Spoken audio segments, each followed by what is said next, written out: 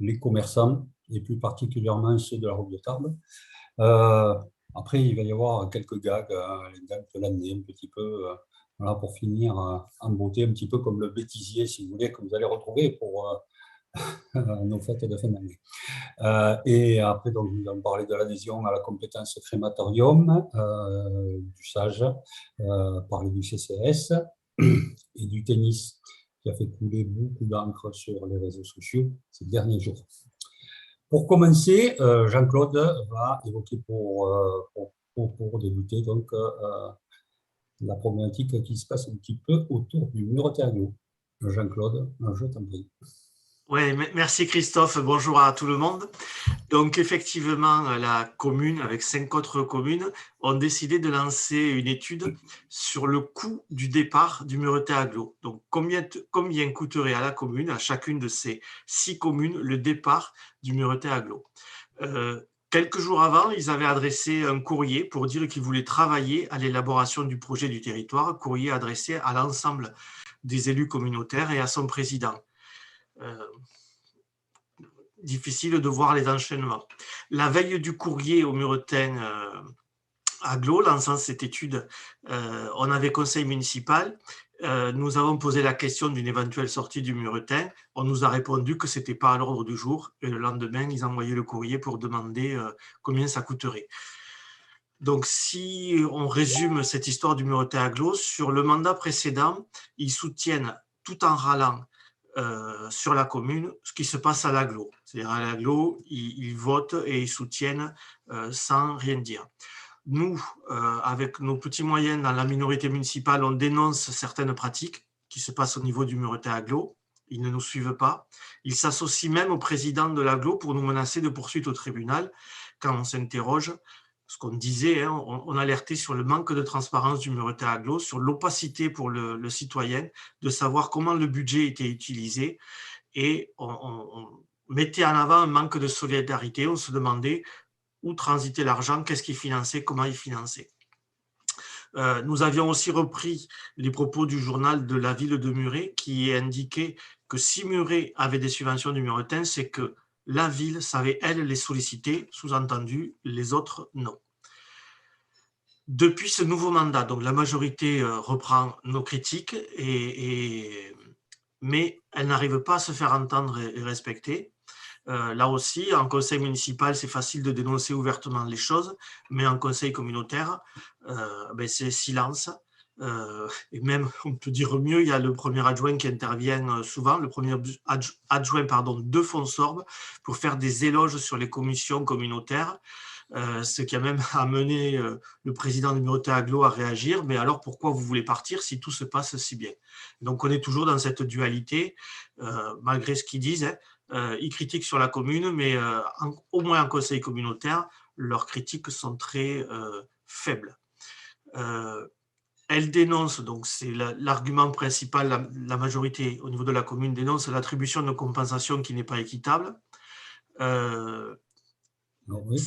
Est-ce que tu peux expliquer ce que c'est, Jean-Claude, s'il te plaît, l'attribution de compensation, parce que tout le monde peut-être ne comprend pas, ne connaît pas ces termes-là. Oui, tout à fait. Alors là,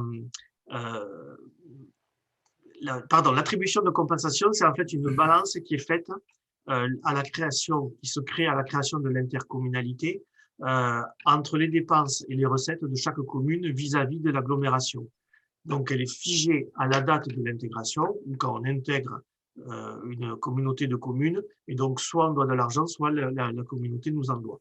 Et c'est la loi qui le fixe. C'est fixé par la loi. C'est pas, on ne peut pas inventer les choses. Et il faut lancer une procédure de révision argumentée pour qu'il y ait une révision, ou que d'autres communes rentrent, là automatiquement il y a une révision. Ce qu'on constate, c'est que notre maire ne l'a pas fait, à notre connaissance, et qu'il dénonce, la majorité dénonce des choses, mais sans se donner les moyens d'aller au bout et de se servir de tous les textes juridiques. S'il dénonçait ce problème de répartition qui existe donc à l'intégration du Muretin Aglo, il fallait qu'ils lancent cette procédure officiellement. Ils ne l'ont pas fait. Justement, lors du dernier conseil municipal aussi, tu as évoqué, tu as posé une question, évoqué une problématique si on quitte cette communauté d'agglo. Voilà, il y a 6 communes, mais…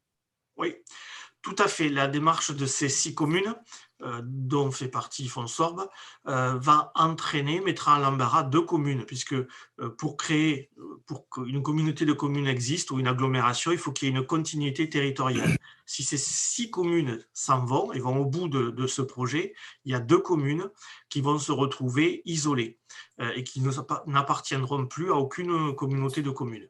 Donc, nous avons posé cette question. La réponse qui nous en a été faite, en gros, je vais le dire très caricaturalement, pardon, ils s'en foutent, ce sont des petites communes. Voilà. Et je peux rajouter que j'ai discuté avec des élus de ces deux petites, au moins une des représentants d'une de ces communes qui sont très embarrassés et très mécontents d'être traités de la sorte. Et ça n'augure rien de bon pour la solidarité sur le Muretin pour la suite. Donc aujourd'hui, où on en est, nous savons qu'il y a des tractations qui sont engagées avec la communauté de communes de l'Ouest toulousain. On sait aussi que si le résultat de l'étude montre que c'est trop cher pour quitter le Muretin agglo, ben du coup on y restera. Donc là, vous imaginez la position, hein, on va être bien accueillis, enfin on y est déjà, mais ça va être continué de pouvoir se faire entendre après. Ce que l'on pense, nous, c'est que nos élus s'inscrivent dans une logique politique autour de la métropole toulousaine en essayant de créer, un peu à l'initiative du département, des grosses agglomérations pour contrer la métropole toulousaine. On ne partage pas ces stratégies parce que c'est se moquer des fonds sorbets. Nous, ce qui nous intéresse, c'est que si on rejoigne une communauté ou si on reste dans une communauté, c'est que c'est dans l'intérêt des fonds sorbets et qu'on le fait pour des bonnes raisons et dans la transparence. Et donc là, vous voyez bien qu'on est très loin des discours de la démocratie participative que cette majorité nous a bassinés pendant toute la campagne. Oui. Donc, bon, maintenant, je vais prendre la parole et évoquer un petit peu les travaux en cours sur la route de Tarbes. Donc, tout le monde est impacté. Vous voyez un petit peu, ces 2 derniers jours, la route a été totalement barrée. Alors, je suis passé ce soir, je n'ai pas bien compris ce qui s'est passé pendant ces 2 jours-là. Je n'ai pas vu. Désolé, mais il a fallu faire des contournements. La solution n'était peut-être pas la meilleure. Il y avait peut-être d'autres choses à faire. Alors pour information, quand même, les conseils de quartier impactés n'ont pas été informés que ces déviations allaient passer sur leur territoire et allaient impacter sérieusement quand même leur tranquillité. C'était un petit mot à dire comme ça. Alors, les travaux. Donc, ce soir, j'ai assisté à une autre réunion sur le réseau Express Vélo qui va traverser notre commune. Madame la maire donc, a évoqué le fait donc, que la piste cyclable et que le revêtement de la partie de la route sera fait d'ici fin janvier 2022. Donc, il y a un petit retard à peu près de mois sur la durée des travaux. Alors, ce qu'on peut regretter aujourd'hui, c'est quand même qu'il y a eu pas mal d'accidents corporels, des personnes qui se sont retrouvées à chuter voilà, sur la commune et surtout sur ces travaux, à cause de ces travaux où aujourd'hui il y a un manque de signalisation, le manque d'éclairage aussi la nuit ne permet pas d'avoir une bonne visibilité et dès qu'il y a un petit trou, s'il n'est pas matérialisé, balisé, eh bien, on chute et ça entraîne pour certains excusez-moi, j'ai des petits mots qui me passent devant l'écran, qui entraînent des arrêts de travail. Donc le retardement, j'en ai parlé. Pour la deuxième phase, donc, qui devrait démarrer courant février, nous n'avons toujours pas d'informations quant aux déviations qui vont être mises en place. Ça risque de se compliquer encore un petit peu. Nous verrons bien. Dès que nous aurons des informations, nous vous les diffuserons bien évidemment. Juste un petit point. faites attention quand vous stationnez, quand vous vous rendez chez nos commerçants. On parlera tout à l'heure, Jean-Claude, parce que les commerçants donc, de la route de Tarbes sont toujours ouverts. Oui, malheureusement, on ne le sait pas trop, mais ils sont ouverts. Donc, quand vous stationnez devant leur magasin, attention, prenez bien en compte qu'il n'y a que peu de places de stationnement et que ces places de stationnement, il faut y être dessus. Si vous vous garez sur le trottoir, la politique de la majorité est de nous faire verbaliser. Voilà. Il y a beaucoup de personnes qui ont écopé de procès-verbaux à 135 €. Donc, évitez de stationner n'importe où. Essayez de marcher, de commencer à prendre le pas. Vous garez peut-être au trépadé et vous rendre à pied chez nos commerçants. Nous avions eu un autre problème aussi concernant les travaux d'électricité de la deuxième phase. Un devis du SDEC, du syndicat d'électrification du Garonne, nous avait été présenté avec des sommes exorbitantes. Nous en avons parlé sur nos publications. Ça fait 3 mois à peu près, 3-4 mois, et on n'a toujours pas de retour. Donc, on ne sait pas où ça en est. On espère quand même qu'il va y avoir une rectification à la baisse. Voilà, pour finaliser, peut-être, Jean-Claude, tu as peut-être eu une information mardi soir lors du dernier conseil communautaire sur la phase, sur les travaux de la route de Tarbes. Il me semble que les travaux étaient évoqués. S'ils ne sont pas évoqués sur la commune en notre présence, ils le sont par contre au conseil communautaire. Ah, effectivement, le président du Muretin Agglo, lorsqu'il a évoqué le contentieux avec le SIEC, puisque beaucoup de communes du Muretin Agglo quittent le SIEC pour aller au SAGE, ce passage devait se faire sans problème, mais en fait, il y a de nombreux problèmes et c'est le préfet qui risque d'intervenir. Et donc, effet indirect, c'est que les travaux de la route de Tarbes sont bloqués. Puisque le SIEC ne fait pas les travaux, a priori, de ce qu'on a compris, les travaux qu'il devait faire. Voilà, là aussi, la majorité nous avait dit qu'il n'y aurait aucun problème, que ça ne poserait aucun souci. Et bien finalement, le président du Muretin Agglo nous apprend qu'en fait, c'est bloqué. On ne peut pas en dire plus, on va tâcher d'avoir plus d'informations. Là aussi, on regrette le manque de transparence de cette majorité municipale qui continue dans l'opacité. Et heureusement qu'il y a le Muretin Agglo pour nous informer sur ce point bien embêtant. Oui, alors que de mémoire, il me semble qu'un conseil municipal, pas communautaire, un conseil municipal, la question a été posée, la réponse était très claire, il y aurait une continuité entre le SIEC et le SAGE sans problème. Oui. Voilà, bon, mais encore une. Bon, mais pour ma part, pour les travaux, c'est fini. Jean-Claude, si tu veux prendre la suite. Oui, vous voulez revenir sur la situation des commerçants en route de Tarbes qui ont été grandement impactés par les travaux, avec la municipalité qui, dans un premier temps, disait que tout allait bien. Et il a fallu qu'on fasse une petite vidéo qui est toujours disponible sur nos réseaux sociaux, où des commerçants ont bien voulu expliquer leur situation avec la perte de clientèle de plus de 50%, et donc avec un impact sur leur chiffre d'affaires et sur la viabilité de leur commerce. Donc, il y a eu une réunion en mairie avec Madame la maire et la quasi-totalité des commerçants de cette route. Des engagements ont été pris, donc notamment de décorer en fournissant des sapins, puisqu'il n'y a aucun éclairage de Noël était prévu pour ces commerçants-là.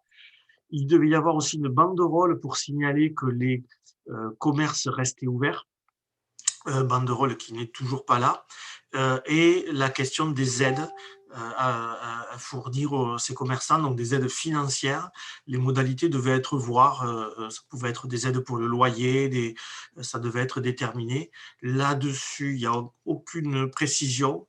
Ce n'est pas une histoire d'argent, parce qu'en commission finance, je me suis fait préciser, et suivant quand même les comptes, il y a de l'argent. Mais si on se réfère au dernier article de la dépêche, on peut s'interroger sur la réelle volonté de la maire et de son équipe d'aider vraiment ces commerçants. Et on a vu la majorité qui soutient l'installation de locaux sur Muret pour le commerce en ligne et Amazon à Muret. C'est vrai que c'est un peu en opposé avec les commerçants font sorbet. Donc nous, on vous demande de continuer à soutenir tous les commerçants de la commune, et particulièrement en ce moment les commerçants de la route de Tarbes. C'est là aussi une vision politique de quel commerce on veut et de quelle ville on veut. Très bien. Bon, maintenant, on peut passer peut-être Au CCAS, alors c'était un point qui devait être évoqué par Françoise, voilà, qui est notre élu au CCAS. Ouais, ben, Jean-Claude a bien suivi le sujet aussi et va pouvoir l'évoquer. Ouais. Donc là, dans le cadre enfin, au CCAS, une étude a été lancée. C'est une étude obligatoire qui doit être réalisée en début de mandat pour définir les besoins et voir ce qu'il est nécessaire de faire évoluer ou pas au niveau du CCAS pour répondre aux besoins des habitants. Donc, c'est une société extérieure qui fait cette étude et qui a commencé par un questionnaire, une enquête, qui a été répondue par 336 personnes. Et en fait, il ressort ce que l'on savait déjà, plus ou moins, et qu'on essaye de porter depuis 7 ans qu'on est au conseil municipal et présent au CCAS. Donc, ce qui ressort de cette enquête, c'est les problèmes de sécurité dans les déplacements doux, piétons et vélos. 60% dénoncent des équipements publics ne permettant pas une accessibilité adaptée. Pour un tiers des personnes de plus de 60 ans, ils indiquent souffrir d'isolement. 20% évoquent des difficultés financières, 21% pour faire des démarches, et notamment avec toutes les démarches par Internet qui complexifient l'accès à des services publics et l'accès à des aides. 60% évoquent un problème d'accès aux soins et de pouvoir aller vers des médecins. On relève dans l'enquête 8% de demandeurs d'emploi, ce qui correspond à peu près aux statistiques de la commune. Et sur l'ensemble des gens qui travaillent, ce qui apparaît aussi, c'est que 77% évoquent un problème de transport pour se rendre au travail, ce que la majorité de ceux qui ont la chance de travailler constatent tous les jours. Voilà, pour être sur une note un peu positive, 80% des gens qui ont répondu indiquent bien vivre à Fonsorbe, parce que c'est effectivement une ville qui a du potentiel et où tout pourrait être merveilleux si des efforts supplémentaires étaient faits. Donc, nous allons continuer à suivre de près les propositions qui vont découler de cette enquête et du travail de ce cabinet. Et on vous en fera part et on essaiera de faire en sorte et d'œuvrer pour que on aille de plus en plus vers la satisfaction des besoins des fonds sorbets. On va peut-être enchaîner avec les bourdes, du coup. Christophe, je te relaisse la parole. Les bourdes.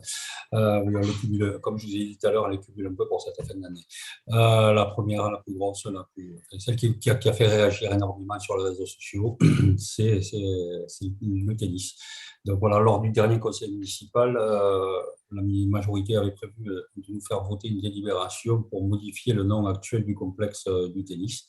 Voilà, mais alors, donc 2 jours avant, en catastrophe vite, on a fait 2 jours. On a convoqué une commission spéciale des sports pour évoquer ce sujet, sachant que les groupes minoritaires quand même se sont opposés à ce renommage et ont fait plusieurs propositions.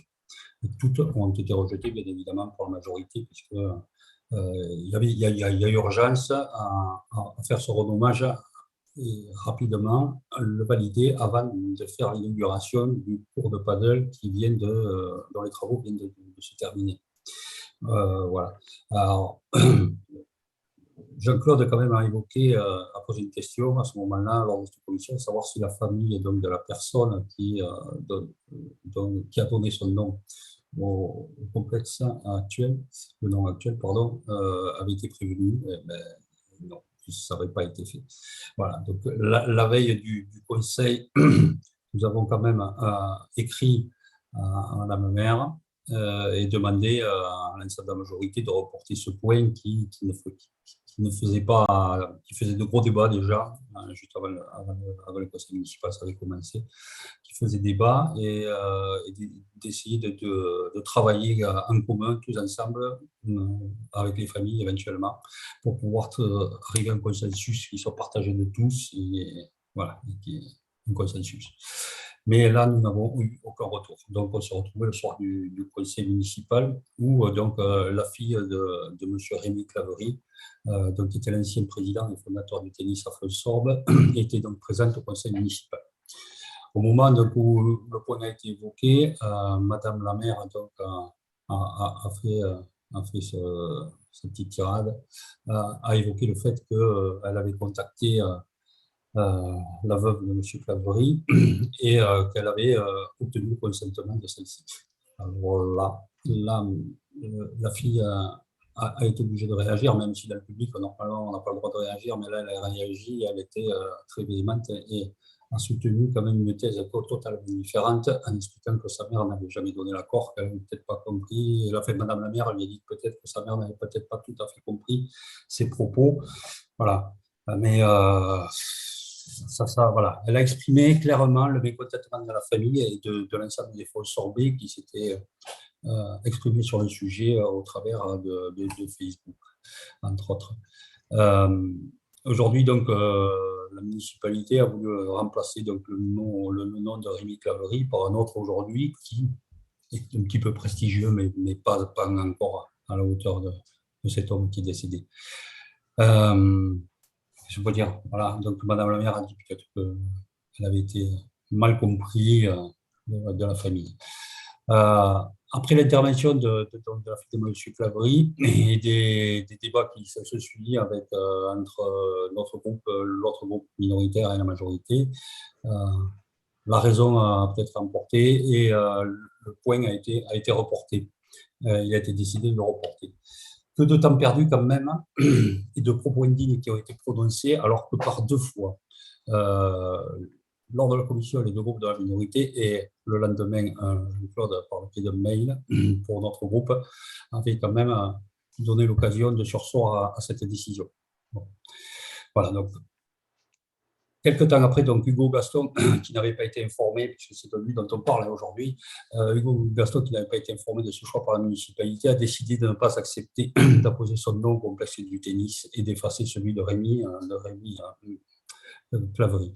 Un homme sage qui mérite, et on lui souhaite, une longue carrière sportive.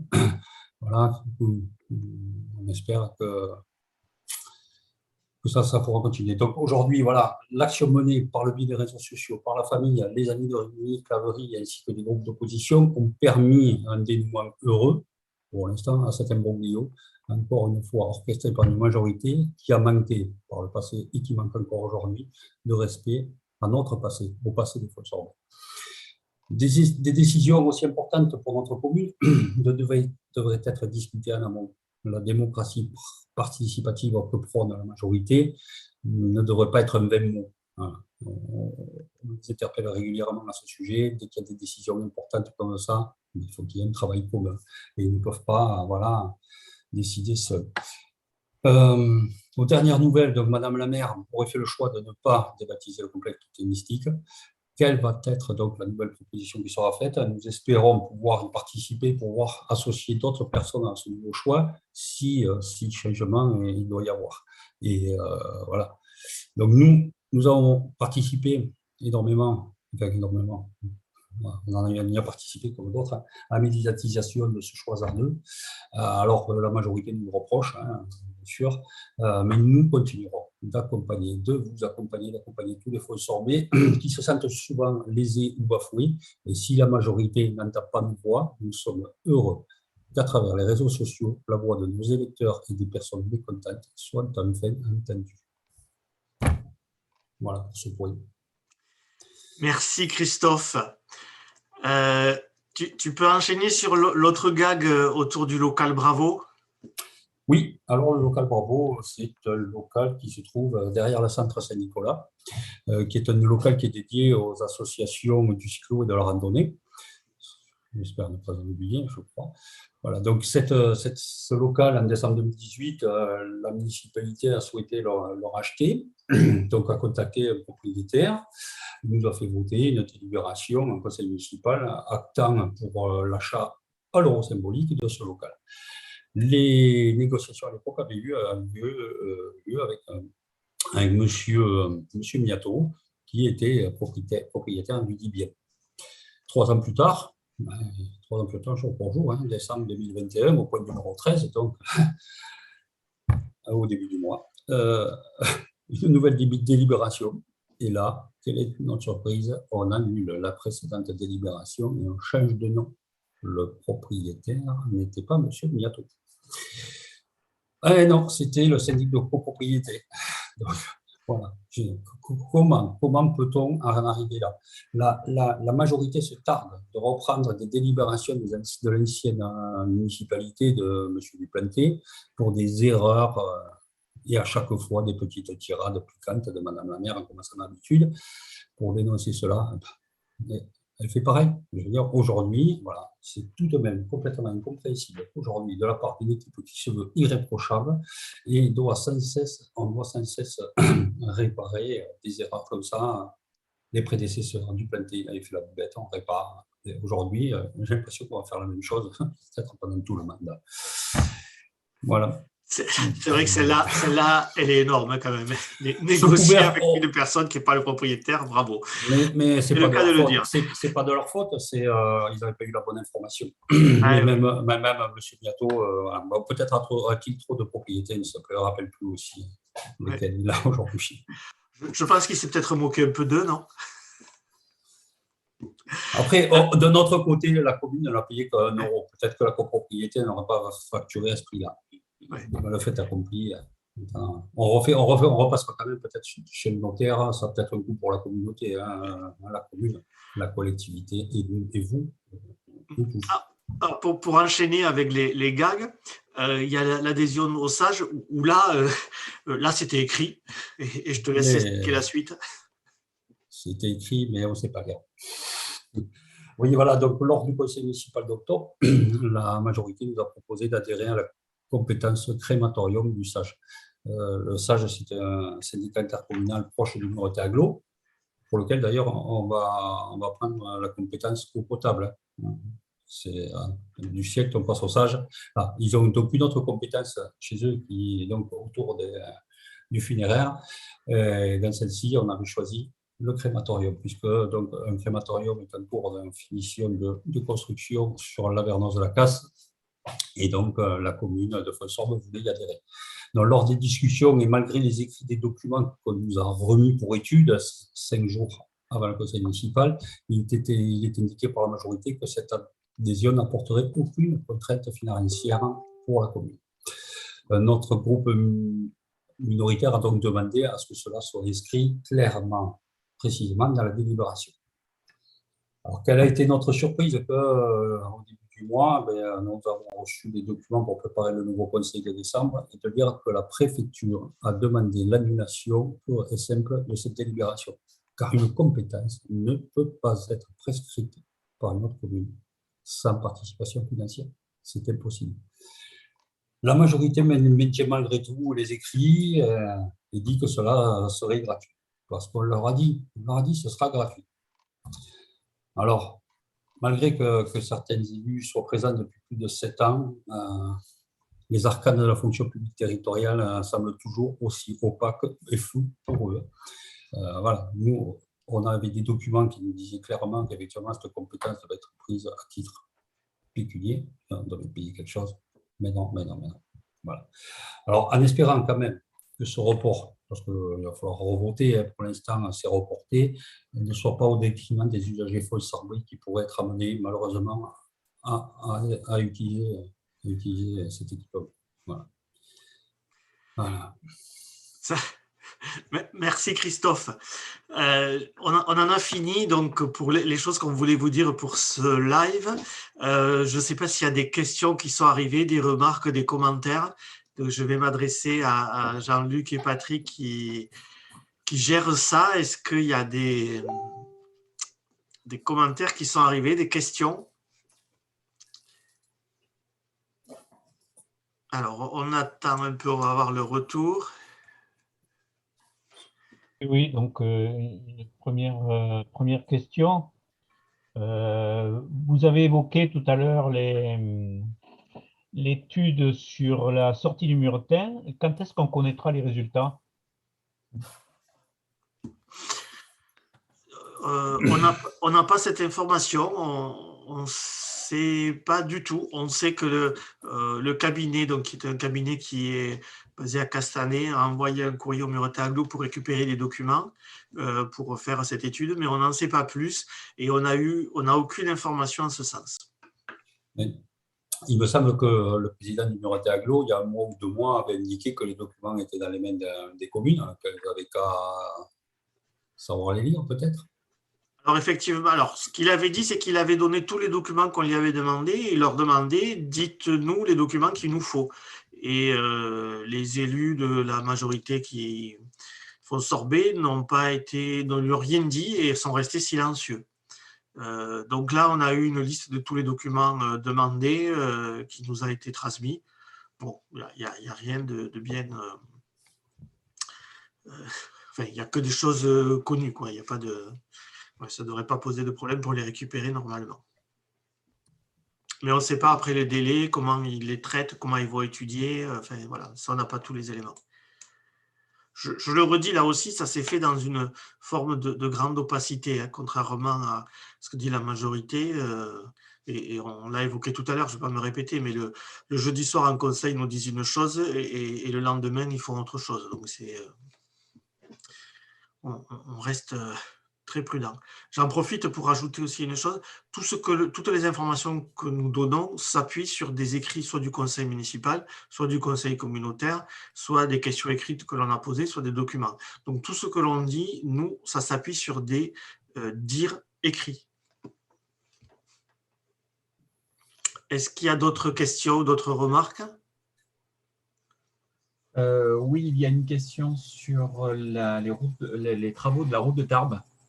La question étant de savoir, est-ce que vous savez quand vont démarrer la deuxième phase des travaux? Mais en toute logique, comme je l'ai dit tout à l'heure, la première phase devant se terminer fin janvier. On pourrait penser que ça démarrerait début février. Sachant que donc, la nouveauté, donc la nouvelle information qui a été donnée mardi soir en conseil communautaire, que le siècle ne ferait pas les travaux, je ne sais pas, comme c'est la première phase des travaux, la première phase de tous les travaux, comme sur la première, c'est la réfection du réseau d'eau potable. Donc, bonne question. On aura peut-être plus d'informations au prochain conseil municipal.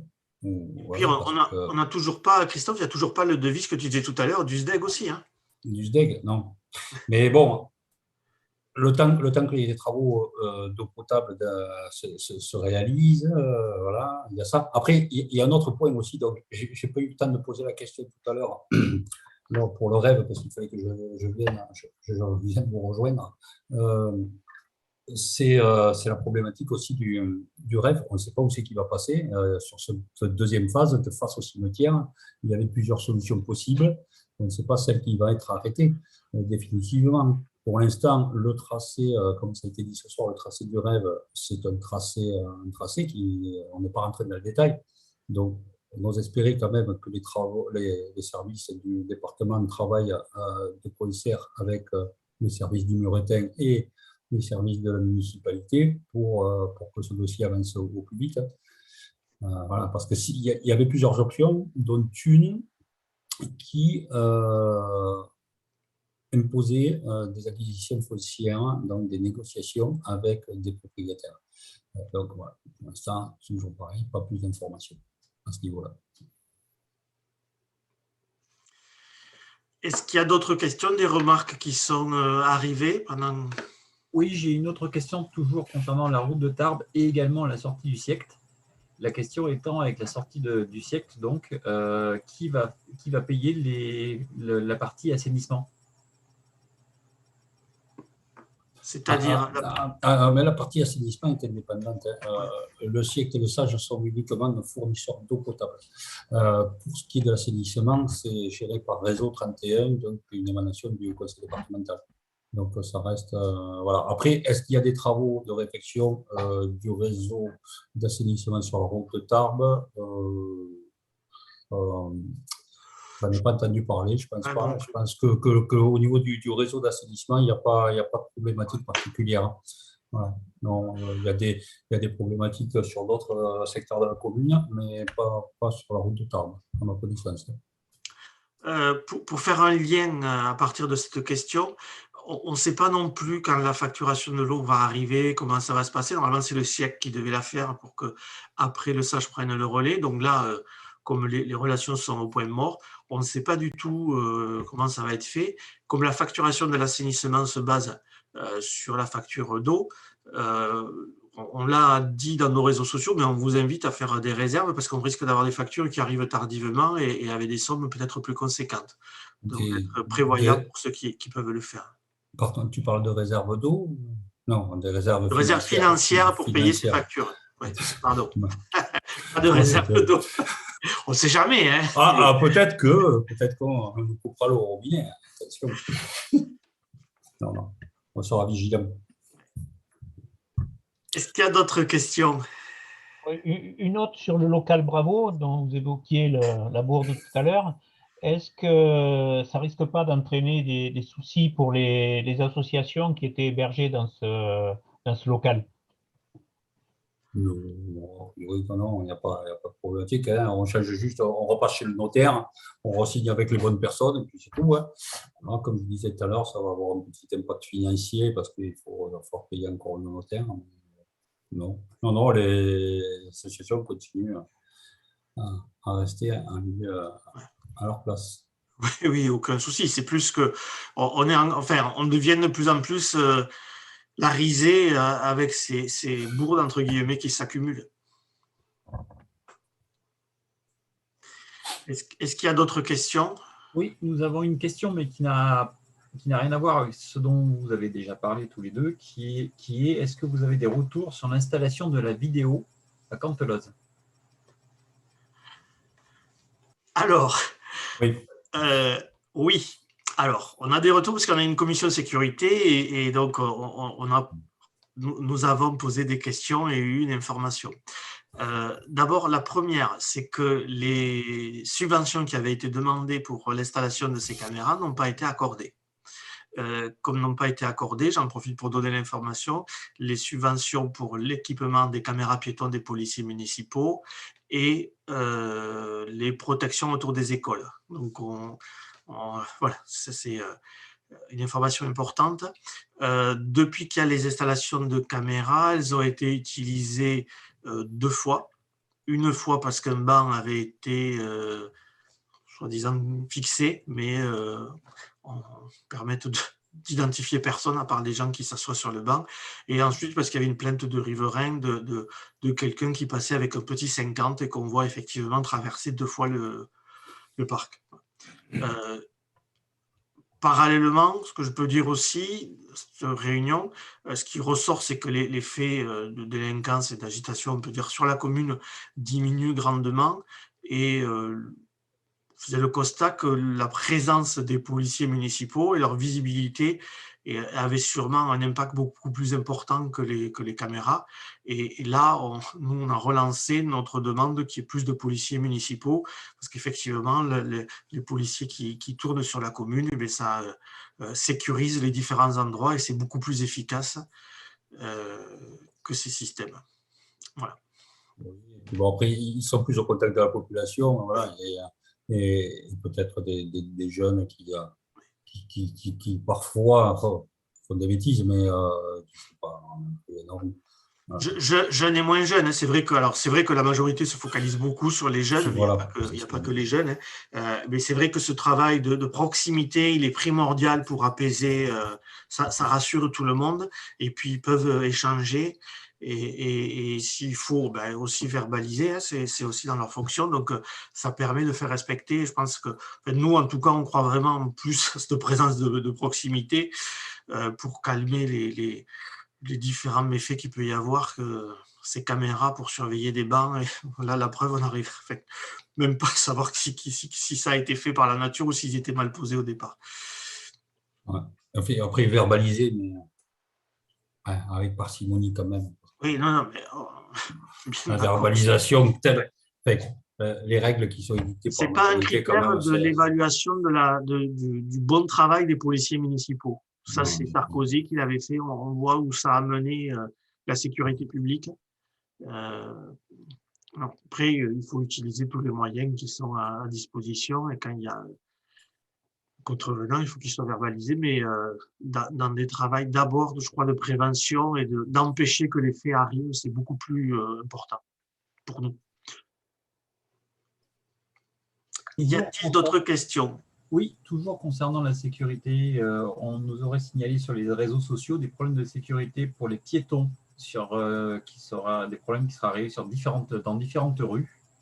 Et est-ce que c'est un sujet qui est suivi par une commission côté mairie? Non, enfin, comme j'ai évoqué tout à l'heure, effectivement, donc, il y a eu des problèmes sur la route de Tarbes, il y a eu des problèmes sur la route de Frontelier, les personnes qui ont chuté par rapport à des malfaçons.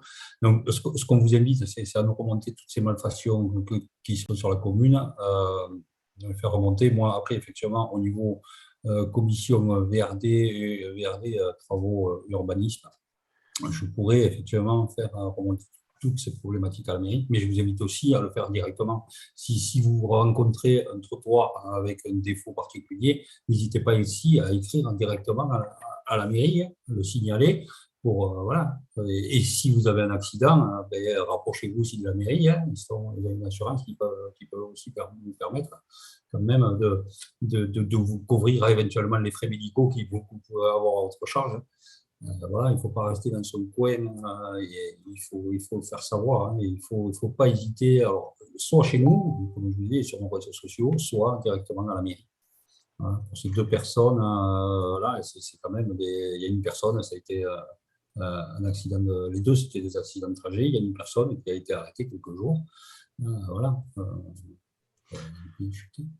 Pour compléter la réponse que fait Christophe, il y a une étude qui a été faite par le Muretin Agglo sur les zones qu'il faudrait aménager, retravailler pour les trottoirs et pistes cyclables. A été mis dans le cadre du budget prévisionnel 300 000 € par an. Et bien maintenant, il faut faire coïncider tout ça. Nous avons aussi fait un travail. Nous sommes en train de faire un travail un peu plus ciblé sur l'accessibilité en repérant toutes les zones qu'il faudrait améliorer. Maintenant, il faudrait que la majorité arrive à articuler tout ça pour que ça se concrétise sur le terrain. Après, il y a quand même un atelier qui est rattaché donc à la GDM 21, au développement durable. Il y a un atelier cheminement qui existe, auquel aussi je vous invite à participer. Tous les sponsors peuvent participer pour évoquer toutes ces problématiques. Voilà. Vous pouvez retrouver les dates des réunions sur le site de la mairie. Voilà. Okay. On va peut-être, s'il y a d'autres questions, je ne sais pas s'il y en a plusieurs, mais comme je vois l'heure, on s'approche tout doucement de 9h30. On avait dit qu'on faisait le live jusqu'à 9h30. Est-ce qu'il y a d'autres questions? Oh ben, ça tombe bien. Donc, on est pile poil. Il n'y a pas d'autres questions, remarques, interventions? Non. Ok. Donc, du coup, on va vous remercier d'avoir assisté ou de revisionner ce live. Remercier les collègues qui sont à la technique et qui permettent que cette retransmission et cette rediffusion ait lieu. Faire un petit coucou à Françoise. On lui souhaite plein de courage dans les moments un peu compliqués, là, mais on est avec elle. On vous invite à venir réagir sur les réseaux sociaux. N'hésitez pas à diffuser nos publications pour nous permettre et vous permettre, et tous ensemble, d'amplifier nos actions et notre force. On veut mettre en avant la solidarité, la justice sociale, l'humain, qui sont pour nous les valeurs qui peuvent nous permettre de relever la tête et de nous en sortir tous ensemble dans ce qui semble être le marasme actuel. Vous n'êtes pas seul et d'autres voies sont possibles. Nous y croyons très fort. Pensez aussi aux boîtes de Noël. La dernière collecte aura lieu samedi. Nous comptons sur votre générosité. Donc samedi, entre 9h et midi au marché. Et n'oubliez pas non plus la collecte organisée par la commune pour les jouets qui perdure jusqu'au 3 janvier. Nous vous disons à très vite. Nous vous souhaitons de bonnes fêtes et à bientôt et une bonne fin de soirée. Passez de bonnes fêtes et à l'année prochaine.